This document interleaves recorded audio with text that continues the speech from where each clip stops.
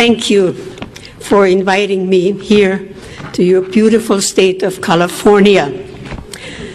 The media still claims that Hitler rolled into Austria with tanks and guns and took us over. Not true at all. The fact is that the Austrian people elected Hitler by 98% of the vote by means of the ballot box. Now, how could that happen in a Christian nation, almost 100% Catholic, that they would elect a monster like Hitler? Hitler did not look like a monster. He did not act like a monster. He talked like an American politician. The year was 1938. Austria was in a very, very deep depression. We had more than 30% unemployment. We had 25% inflation. And if you borrowed money from the bank, you paid 25% interest. That's why farmers were going broke, businesses were going broke, they could not pay their mortgage, or they could not pay their taxes. What was even worse, we had riots in our cities. We had whole blocks of the cities burned down, and our law enforcement was almost helpless. They could not control the riots. The unions were calling for strikes, and industry would close, and factories would close up, hence all this unemployment. It was not unusual in my home that 30 people a day would knock on the door for a bowl of soup and a slice of bread. They could keep themselves alive by going door to door. There were no jobs. They were young people, college graduates, no jobs. The media told us that in Germany, where Hitler ruled since 1933, they had full employment, they had a high living standard, and everybody was driving the little beetle car, the Volkswagen. We did not hear a whisper that anybody was being persecuted or arrested. We only heard good things. And of course, we spoke the same language. We spoke German. We had the same culture. There was only a border between us, Austria and Germany, like South and North Dakota. And we said, why not? We would like to have the same high living standard what Germany had, and of all the things, jobs. People wanted to work. Austrian people are not lazy, they want to work. So the Austrian people petitioned the government for a plebiscite, for an election. And hence, the Austrian people elected Hitler by 98% of the vote.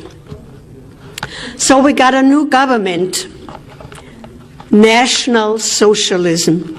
I translate for you Nationalsozialismus from the word national, the word Nazi derived. So we were getting a Nazi government. Nobody was elected anymore from the school board, the city commission, the county commission, legislature, and governors. They were all appointed. Well, we thought they would only pick the very best people to govern us. Just like in Germany, we trusted them. We did not ask questions. So the first thing what happened, we had to carry national ID cards. You could not board a bus, you could not board a train without showing your national ID card. Don't ever let that happen here. Very bad idea. The next thing what happened, Hitler gave us free radios. So we could listen to him. He was a great orator. And then he nationalized the radio station. And we were warned, if we would turn on a foreign radio station like British Broadcasting or Switzerland, death penalty. Nobody turned on a foreign radio station because you know what the death penalty meant. So the newspaper, before it hit the street, it was being censored by the government. So the only voice what we had was the government radio station and the government-controlled newspaper. So a lot of new things happened very quick. Hitler gave us equal rights. Oh, that sounded so very good. Equal rights for everybody. Also, everybody was getting a guaranteed income from the government. The equal rights, here we call it the Equal Rights Amendment. Equal rights was designed in two components: equality, economics, and social. Economics, that was designed to equalize the country's wealth, because everybody was entitled to a guaranteed equal income. In order to achieve that, they had to raise our taxes up to 70% to equalize the wealth. Those who were on the lower income level, to graduate them up there to an equal level. They got subsidized housing, they got food stamps, they got heating fuel, and they got a certain amount of payment from the government for each child. So they equalized the country's wealth by taxing us 70% to bring that level, the lower income level, into an equal level, and that is called socialism. Yes. On the social level, of course, under socialism, everybody has to be in the workforce. Before Hitler, of course, the moms stayed home, they were good wives, and they raised their families. But under socialism, if you are not in the workforce, you are called a parasite. So the moms were being put out into the workforce. So what happened to the children? Child care centers. You could, and it was all free for everybody. You could bring your 4-month-old baby, leave it there 24 hours, 7 days a week. As long as you left your child there, the better the government liked it. The staffers of the child care centers, they were not the grandmotherly type of women who took care of the children. They were young women, highly skilled in child psychology, to mold the little babies from 4 weeks on up how the government wanted them. The government raised our children. So that was the equality, equal rights for everybody. The next thing what happened, education was nationalized. We had a very good educational system in Austria before Hitler. I went to public school. We had a very good curriculum. We even prayed in public school before class and after class. That morning, after the election, I walked into my classroom and the crucifix was gone. And the teacher said, this morning, we greet each other, Heil Hitler. And she said, we don't pray anymore. We sing Deutschland, Deutschland über alles, Germany above everybody. And she also said, we would not have twice a week religious education anymore either. We would have physical education instead. Oh, we did not mind that. It was a lot more fun to play ball than study the Bible or learn long prayers. She also said that on Sunday we could not go to church anymore because Sunday was compulsory National Youth Day. We had to attend at 8 o'clock in the morning to the gymnasium instead of going to church. The first 2 hours we had political education. Today I would call it political indoctrination. We were being told not to listen to our parents. They were just old-fashioned old fogies. They did not understand the young people. Only Hitler did. So don't listen to your parents anymore. And besides, you had freedom and you had rights. So our parents could not tell us anymore when to come home at night. We could decide that for ourselves. The rest of the day we had sports. We got all the sports equipment free. We got tennis rackets, we got skis, everything. And the boys of age 16, they got motorcycles. And of course, everybody had to join the Hitler Youth. That was compulsory. So the rest of the day we had sports and fun. So when we returned home at night, we told our parents how much fun we had and how much better it was, and all the sports equipment we got free, much more fun than going to church. Well, my parents were very concerned, especially my mother. So when my next school term came about in October, she announced that she would enroll me in a private school with an excellent curriculum, but not much fun. Off we went to the new school, high wall around, and a locked iron gate. And as I bid my mother goodbye at the gate, I almost hated her. I thought she was going to put me into a prison. But she was a wise woman.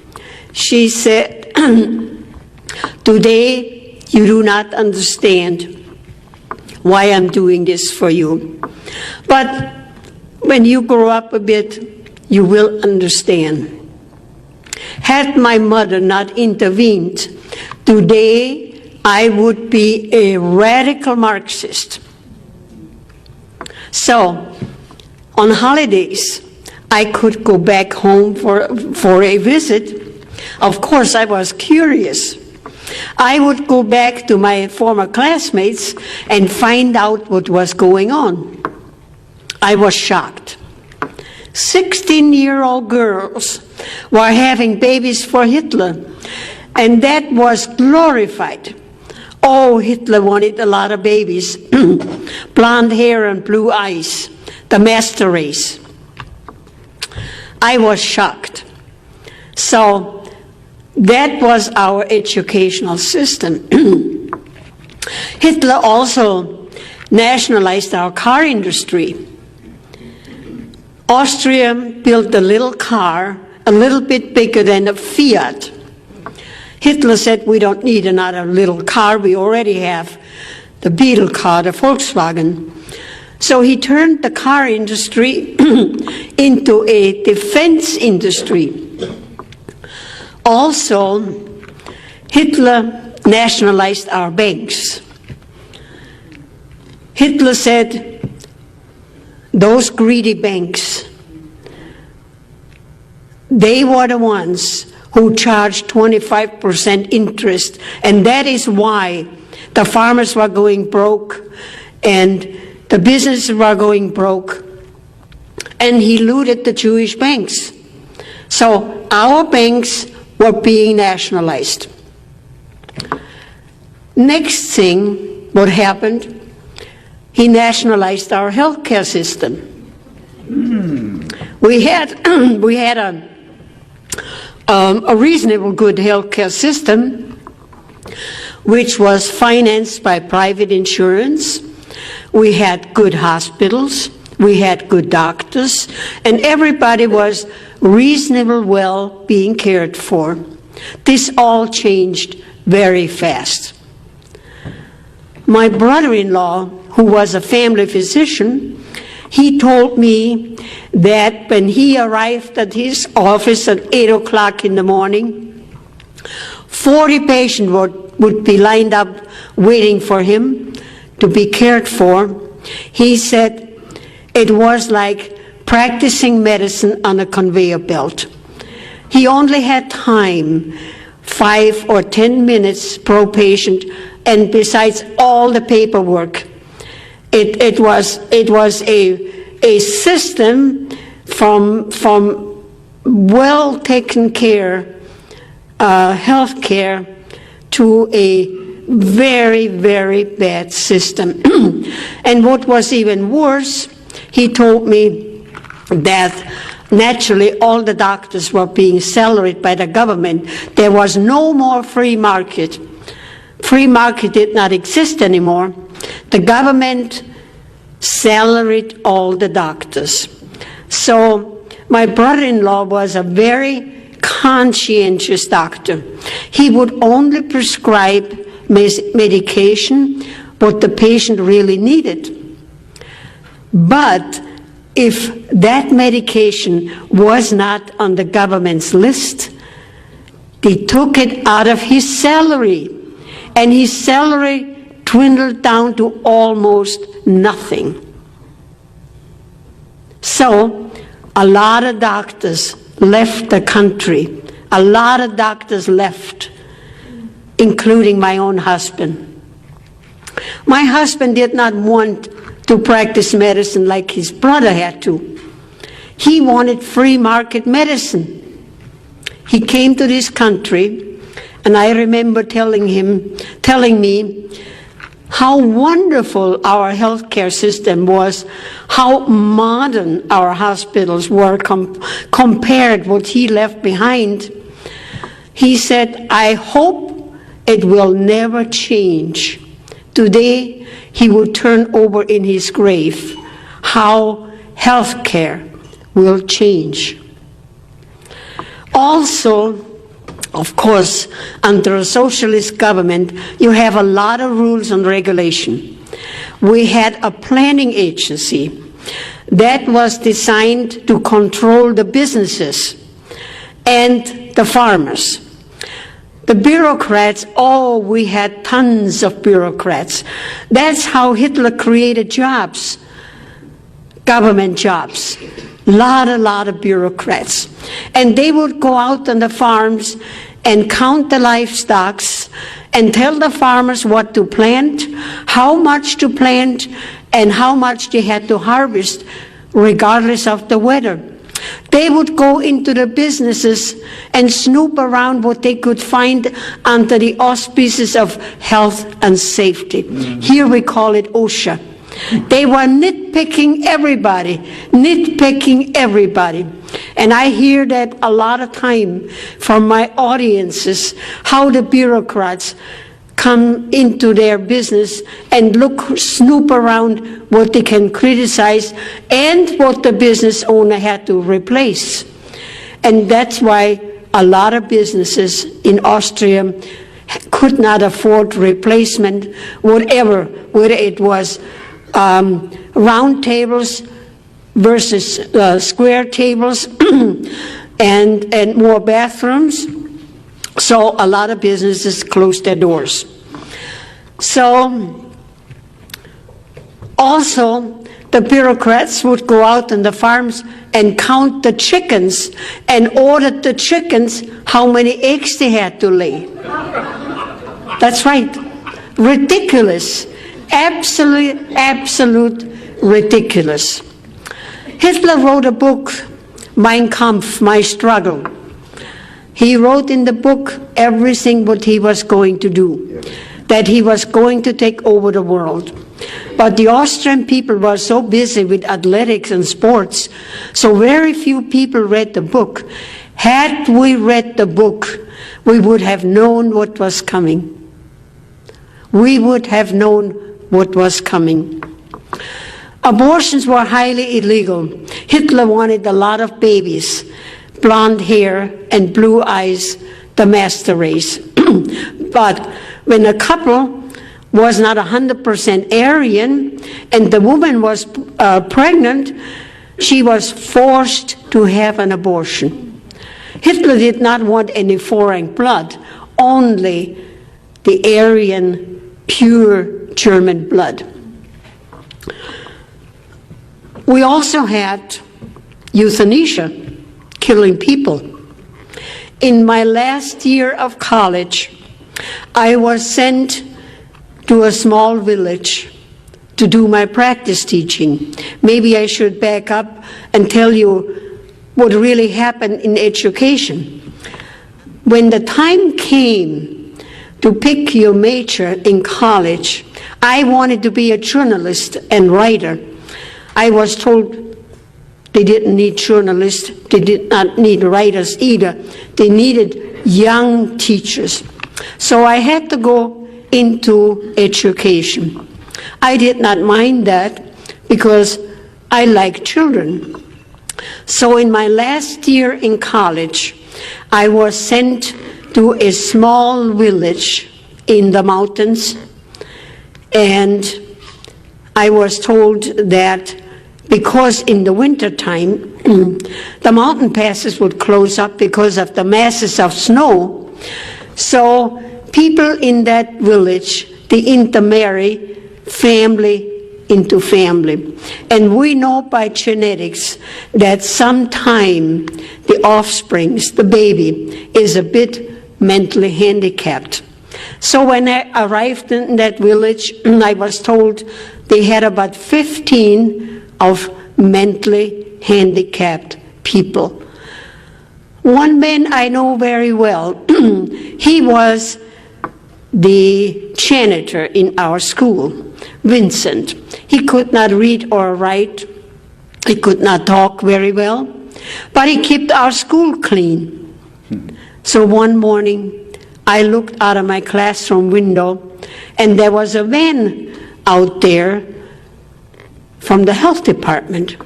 I thought, well, and all these people were being ushered into the van. So I asked my principal, where are they going to take Vincent and all the rest of the people? I thought maybe they take him for an outing, for a picnic. The principal said, oh no, the health department came around and asked the parents if they want to institutionalize their son or daughter to learn how to read and write. Gladly the parents signed the papers and off they went. 6 months later, the letters came to the parents that their son or daughter died a natural but merciful death. The news traveled very fast in that village. People said, well, they all left in excellent health, in good health. And why should they all die within 6 months? It dawned on the villagers that they were being euthanized. After the war, I found out that 20,000 children, handicapped children, were being euthanized. Hitler wanted perfect people.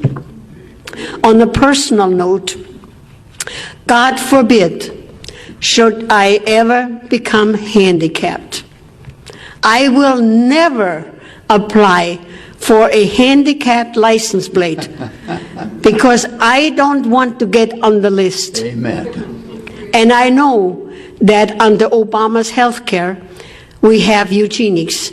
And that means those of us who are getting old, like me, I'm 87 years old, there is no more money for us. So that was euthanasia.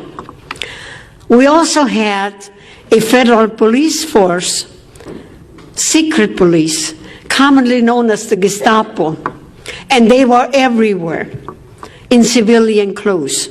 You didn't know who they were. People disappeared all the time, and nobody knew where people were being taken. Nobody knew, but people disappeared.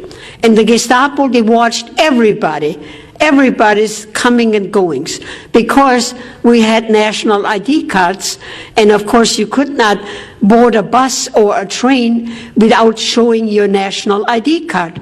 They keep track on us, and we were being so scared. The most scared of everything we were of the Gestapo, the secret police.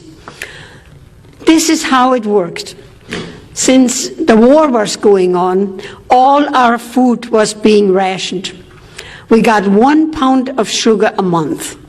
So if somebody in your family passed away, like grandma, you quickly took that coveted sugar coupon and went to the grocery store and bought that pound of sugar. The next day, the Gestapo would knock on your door and say, "We know that you did not turn in the sugar coupon. You bought that pound of sugar, but I am not going to arrest you. But you have to inform on your boss, your neighbor, your friend, everybody you know, and report to our office once a week." They created a network of informers. We could not trust our neighbors. We could not trust our friends. We couldn't trust anybody. We couldn't trust the mailman. Nobody. We were afraid to talk to anybody, anything political, because we did not know who was informing on everybody.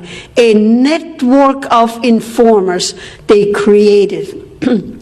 I believe it was in February 2009. I'm a lobbyist in our capital in South Dakota. And that morning I drove to our capital about around 8 o'clock.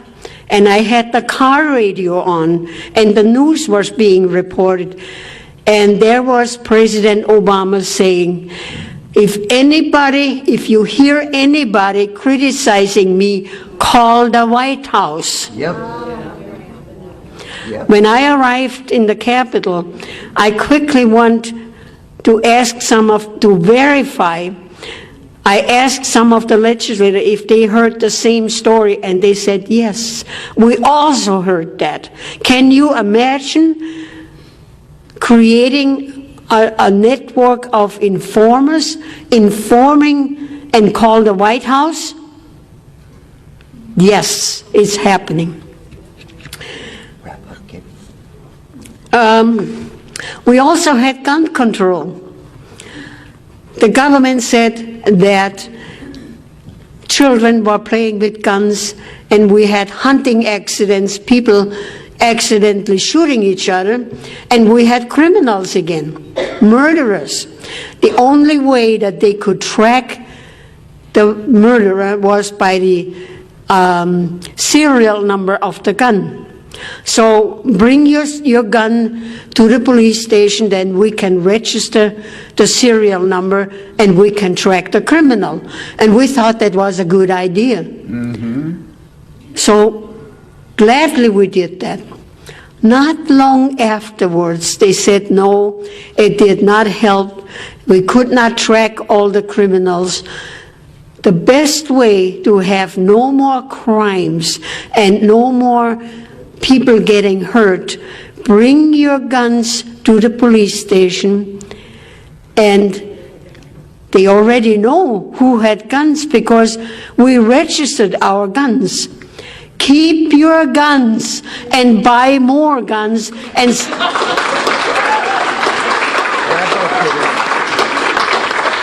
stack up on your ammo. A gun is no good if you don't have any ammo. Dictatorship did not happen overnight. It took 5 years, from 1938 until 1943, we had a full-blown dictatorship.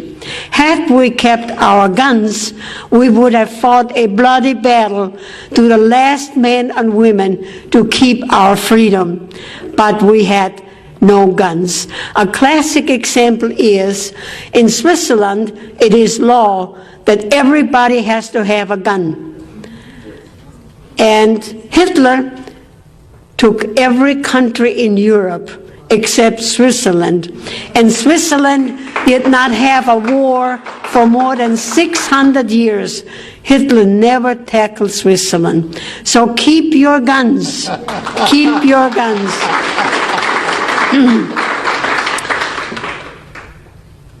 Like I said, the only information what we had, what the government provided for us, the nationalized radio station and the censored newspaper, nobody could come in and nobody could get out. We had no information, none whatsoever.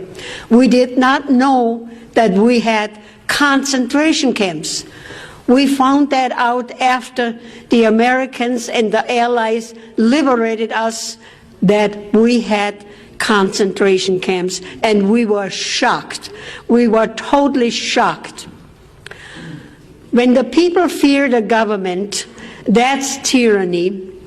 But when the government fears the people, that's liberty.